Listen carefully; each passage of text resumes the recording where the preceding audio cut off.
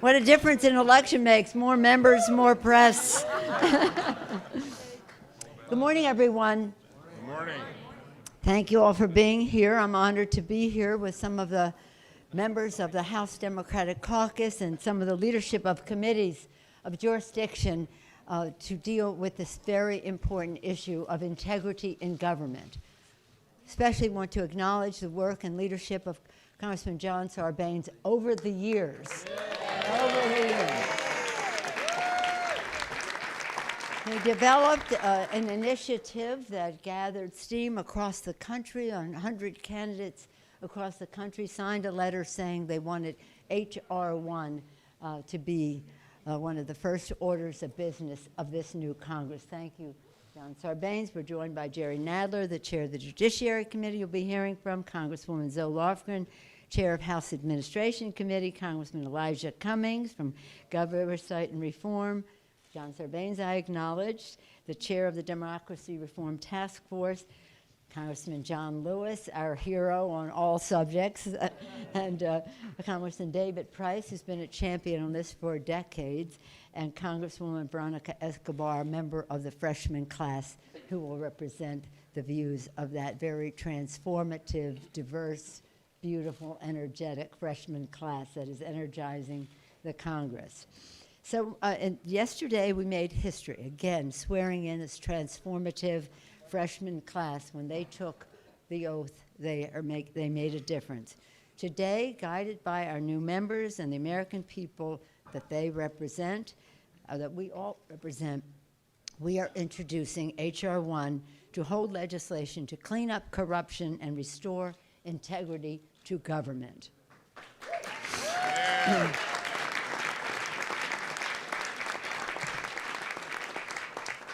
We put power back into the hands of the people. What's really important about this, because in our For the People agenda, we talked about lowering health care costs by lowering prescription drug prices and protecting people with pre-existing conditions. We talked about increasing health care costs, increasing paychecks by building the green infrastructure of America from sea to shining sea.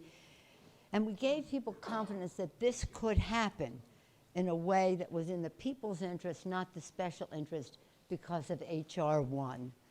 It's important for what it does. It's important for the confidence it gives people that their voices and their concerns are heard. So that restoring the people's faith in government works is really our agenda. We're thrilled that so many champions of democracy are here in this room representing organizations who fought this fight for such a long time. And again, the bill, you'll hear more about it, but it has many features. One of them is about setting us up for the Voting Rights Act, which will not be a part of the first as we go forward, because we have to build the constitutional record to do that. But we will do that in a short order, and then we will have the complete H.R. 1 passed by the House of Representatives with the knowledge, transparency that the American people will know that this is an option that the House has given the Senate of the United States and the President of the United States to take action in support of the American people, for the people. With that, now I'm very pleased to yield to the chair of our task force, our champion on integrity in government, Congressman John Sarbanes. Hey, John. Good morning, everybody. Good morning. Thank you, Speaker Pelosi. Thank you for your leadership and your commitment to this agenda of giving the American people their voice back.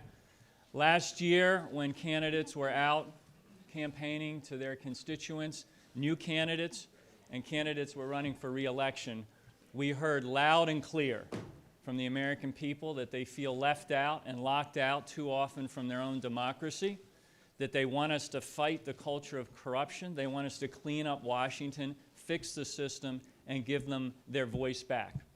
They want to be able to get to the ballot box without having to run an obstacle course. They want it to be easy, not hard, to register and vote in America. And H.R. 1 will address that concern. They want to make sure that when people come to Washington to serve, whether it's in the legislative branch or the executive branch or as a member of the judiciary, they behave themselves, they abide by ethics, they have integrity, that they're open and transparent. So H.R. 1 addresses ethical responsibility. And finally, they kept saying to us over and over and over again, don't get tangled up in the money. We don't want special interests and people who write big checks to govern our democracy, to determine what the legislative calendar is going to look like. We want the people's priorities to be reflected. So we have to fight back against special interests and big money, and H.R. 1 does that. We carried a message of reform, of fighting corruption, of cleaning up Washington. We made a promise to the American people. The new members who've come made that promise and made it clear they wanted this to be the first order of business. So H.R. 1 is delivering on that promise back to the American people and telling them, in return for you giving us the gavel, we are going to do everything we can every single day to give you your democracy back and make sure that this truly is a government of, by, and for the people. So thank you for being here today. And it's my privilege, someone who's been a fighter for democracy, he talks about fighting for the soul of our democracy every single day, the new chairman of the Oversight and Government Reform Committee, Elijah Cummings. Elijah. Thank you very much. Thank you, John. John, I want to thank you for putting your blood, sweat, and tears in this effort. You have been simply spectacular. I want to thank Speaker Pelosi, Majority Leader Hoyer, and for your leadership with regard to this historic package. The midterm elections were monumental and indeed historic. The American people gave Congress a mandate to finally start conducting credible oversight and enacting reforms. Over the last 2 years, President Trump set the tone from the top in his administration that behaving ethically and complying with the law is optional. Ladies and gentlemen, I've stopped by here to simply say we're better than that. We're better than that. It cannot be optional. We have seen gross abuses from agency heads such as former EPA Administrator Scott Pruitt and former Interior Secretary Ryan Zinke. This is why we are introducing the For the People Act. This bill includes a number of reforms that will strengthen our accountability for the executive branch officials, including the president. Here is what we are focusing on in our Oversight Committee, requiring the president to disclose his financial interests as soon as he takes office or she takes office, prohibiting executive branch officials from lobbying their own agencies for 2 years after they leave, prohibiting procurement officers from going to work for companies they awarded contracts to for at least 2 years after they leave, strengthening the government's ethics watchdog, the Office of Government Ethics, and making it more independent, making any waivers from ethics rules available to the American people. Finally, requiring senior government officials to disclose political contributions they received before joining the government. I'm anxiously looking forward to the hearings on H.R. 1, and now it gives me great honor and great privilege to introduce my great colleague and just a fighter for all of these kinds of issues, the distinguished chairman, newly minted chairman of the Judiciary Committee, Jerry Nadler.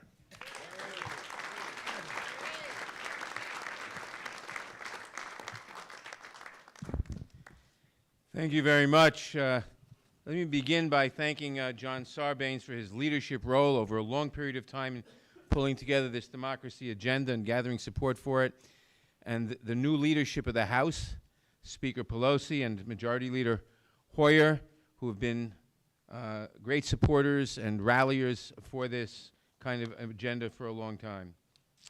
I am proud to be joining my colleagues today to unveil H.R. 1, legislation to restore our democracy and deliver for the American people. The overwhelming influence of money and special interests is a cancer in our democracy that must be removed. Otherwise, we risk evolving into an oligarchy, like so many other republics before us. Indeed, many Americans already believe that their elected leaders do not care about them, and that office holders care only about raising money and prioritizing the interests of the moneyed class. They believe that their participation, their voices, cannot count against the power of big money, and recent experience shows they are often right. For example, most Americans, including most gun owners, support reasonable firearms regulation. Heartbreakingly, we continue to hear about mass shootings, yet after each tragedy, the Republican-controlled Congress refused to act. Even without such high-profile incidents, it remains true that more than 33,000 Americans lose their lives to gun violence every year, and the gun-related murder rate in the United States is 25 times higher, 25 times higher than in 22 other comparably high-income countries. Despite near-universal support from the American public, the Republican Congress did not even have a hearing on the issue, much less pass legislation, because of disproportionate political influence of the National Rifle Association and the big givers associated with it. In a similar vein, Americans overwhelmingly support lowering prescription drug prices, yet the pharmaceutical industry and its army of lobbyists have thus far successfully managed to stifle any real reform. Sadly, this pattern repeats itself in policy area after policy area, from gutting protections that ensure clean air and clean water to those that ensure the integrity of our financial system. The very real danger now is that special interests will be able to use vast sums of concentrated wealth to further dictate policy outcomes at odds with the American people's wishes. Without H.R. 1, our democracy will find itself more and more at the mercy of large moneyed interests. If we do not pass this critical legislation, the history books may eventually say that, like the Roman Republic, the United States had a good 200 to 250-year run of democracy and then degenerated into an oligarchy like all the rest. We must not let that happen. We must pass this legislation so that government of the people remains of the people.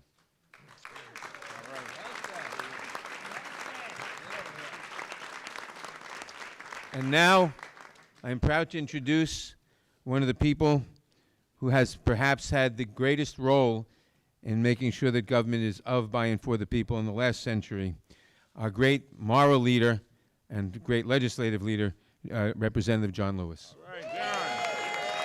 Yay.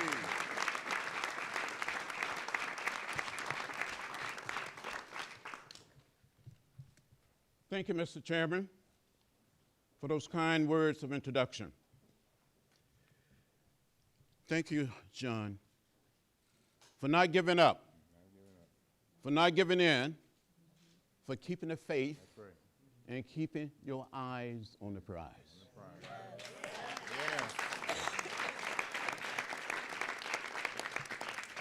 The last 2 years have made it clear there are forces which invest thousands and millions of dollars in drowning out the voice of the people of this country. But in the last election, the people spoke, and they spoke with a mighty voice, and they will continue to speak. They used the power of the vote to create a more diverse, more progressive, and more outspoken House than ever before. I said on many occasions that the vote is the most powerful, non-violent instrument of transformation we have in our democracy, we have in a democratic society. And at the foundation of our system, it must be strengthened and preserved. There are forces trying to make it harder and more difficult for people to participate. And we must drown out these forces.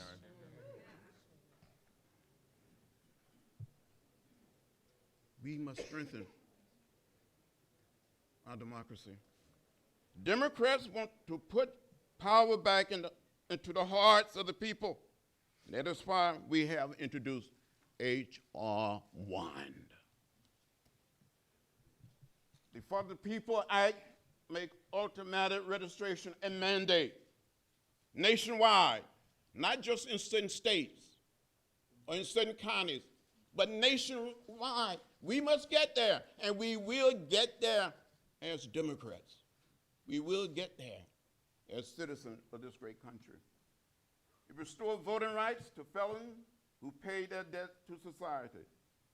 I truly believe, deep in my heart and my soul, the way votes were not counted and purged in Georgia and Florida and other states changed the outcome of the last election. That must never happen again in our country. Never again. Never again. Never again, John. Never again. We will make it illegal. It also offers federal resources to secure the votes in states and localities around our country. With this bill, it is in keeping with the Voting Rights Act of 1965, where some of us gave a little blood on the bridge. Oh, yeah. We don't want to give any more blood, No, sir. but we have our votes. And we must use our votes as a powerful instrument to change things. With this bill, we demonstrate that this House is for the people, and we will choose the side of fairness, equality, and justice over special interests every time. That's the right thing to do, and we will do it. Amen. Amen. Amen. Now it is my great pleasure to present a fighter, a warrior, the gentlewoman from the great state of California, a member of the Judiciary Committee, Representative Martin. All right. All right. First, I want to reiterate the thanks that we all have for Representative Sarbanes for pressing forward, never giving up, and also for our freshman class for responding and saying this has to be a priority. I look out in this audience, I see people who've been working for Fred, others who've been working for reform for decades, and we are on the cusp of getting some enormously important things done. I want to talk a little bit about partisan redistricting.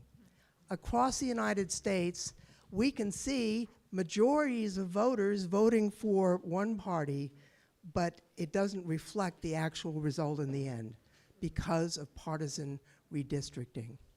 You know, we've had bills to require nonpartisan redistricting, really modeled after the California effort for some years. And I'm not the only person who worked on it. I see Alan Lowenthal is here, and Julia Brownlee, who had bills, and John Barrow, who's no longer a member of our John Tanner. We made these efforts, but now we're in a position to actually move this forward.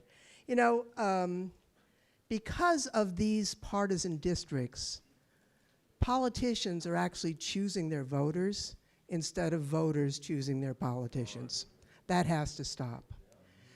We have this bill that will use the Voting Rights Act principles as the guide for how these districts need to be drawn, but there will be no opportunity for the citizens to know the party registration in the areas they're districting, to know where the incumbents live. It's just going to be by the book, fair districts, so that voters have a fair chance to elect the Congress of their choice. It's my hope that these commissions that will fully reflect the diversity of their state and function in a fully transparent, nonpartisan manner will completely transform politics in the United States, and I want it done by the time we have the next congressional elections. With that, the For the People Act are going to deliver the change with campaign finance reform, transparency, voting rights, and redistricting reform. But we have someone here who's worked on so many of these items for so many years, not only as a member of Congress, but as a distinguished professor of political science. And I'd like to introduce him next, Representative David Price.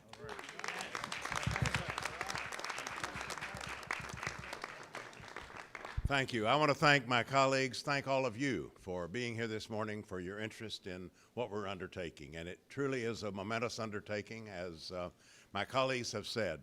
What we're talking about here today is basic to everything else that we need to do. Political reform, far-reaching, comprehensive political reform. And I, as a representative from North Carolina, have a special reason. We're ground zero on so many of these issues, a special reason to understand how important this is. This is a once-in-a-generation blueprint for reforming our democratic system, diminishing the influence of big money in American politics, special interests, and restoring power to our people. It represents the commitment of the House Democratic Caucus to deliver on the promises we made to restore integrity and accountability and transparency to our democracy. I have spent the better part of my career in Congress on the issues addressed in this bill, especially the campaign finance system that allows moneyed interests to dominate and corrupt our politics. The For the People Act will dramatically change that. It will transform the process of disclosure, making it a real process that real people can understand. It will help us shine a light on dark money in politics. It will modernize our presidential public finance system. And by the way, that probably ranks as the most successful reform effort of modern times. And it worked for 30 years, past Watergate. It does need to be modernized, and that's included in this bill. It would establish a new public matching system also for congressional races that would empower small donors. We plan to bolster limits on campaign spending by cracking down on improper super PACs that are all too often affiliated behind the scenes with political campaigns. And we intend to expand my original Stand By Your Ad provisions. That's with apologies to Tammy Wynette for anybody who remembers. Stand By Your Ad. We want to expand those provisions and require corporations and other groups to disclose their top funders. And that should include, of course, TV ads, but also online paid ads, robocalls, and so forth. These reforms are going to empower American voters. They're going to encourage more diverse candidates to run for office, and they're going to help break the stranglehold that big donors have on American politics. So we're proud to deliver on our promise to the American people. We're proud to roll this comprehensive package out as H.R. 1, and we fully intend to do everything in our power to return power to the American people. With that, I turn to one of our outstanding new members who's just been through a campaign and can testify as to some of the rigors and some of the changes that need to be made very, very convincingly. Representative Escobar. Good morning, everyone. I want to thank Speaker Pelosi and House Majority Leader Steny Hoyer for their leadership. My name is Veronica Escobar. I am from the great, safe, secure U.S.-Mexico border, El Paso, Texas. And I want to thank Congressman Sarbanes for the incredible privilege of allowing us as new members to be able to sign on to such a transformative piece of legislation. And I'm very proud to have signed on today. You will see in this group of heroes for democracy, who I am so privileged to be standing with, you will see many freshmen. We are hot off a campaign trail that for many of us went on for well over a year. For some of us, it was a year and a half. We spent every single day of our campaigns on the ground, talking to constituents, and I can tell you, speaking for myself and many of my freshman colleagues who I've spoken to over the course of our campaigns, cynicism and mistrust of Congress is at an all-time high. It is at a tragic level when American people cannot trust the Congress that creates the laws that govern their lives. And so we heard directly from our citizens about their disappointment with Washington, D.C. At the very same time, we received our marching orders from them. They have told us they want us to work on an ambitious agenda. They want health care. They want us to deal with the challenges of our generation in climate change. They want comprehensive immigration reform. They want investments in real infrastructure, not a monument to division like a wall. They want real infrastructure projects. But in order for us to be able to sell that to the American public and ask them for their faith and their trust in us, we have to prove that we are trustworthy. And that is why H.R. 1 is so critical.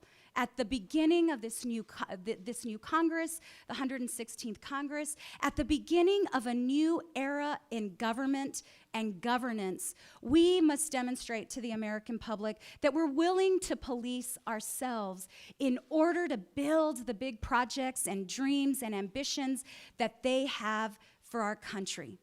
You know, I come from local government. I spent over a decade in local government where we passed sweeping ethics reforms, campaign finance reforms, because if we didn't, our folks would have thrown us out of office.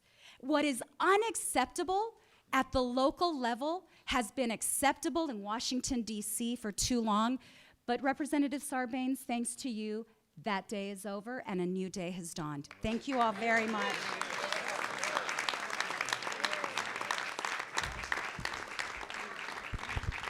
Okay, I want to thank everybody for coming. I do want to acknowledge there is in this room many, many grassroots organizations and groups that have been part of this effort to restore our democracy really for decades, but certainly over the last few years and the last few months. I want to thank them for their continuing efforts to give people their voice back. Thank you for being here. I want to salute the new members who came to Congress with this message of reform pinned to their chest.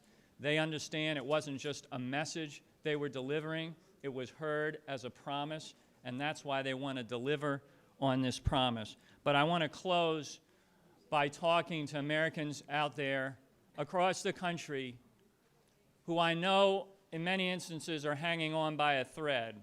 Their cynicism is deep, their skepticism is broad, they don't know whether they can get their democracy back. They spend too long on the outside looking in. But as John Lewis has said many, many times, don't give up and don't give in. The Democratic majority wants to give you your voice back with H.R. 1, which is literally for the people. That's the name of the bill. With H.R. 1, we are committed, we are determined to restore a government of, by, and for the people. Thank you all for coming today. Appreciate it. Congrats.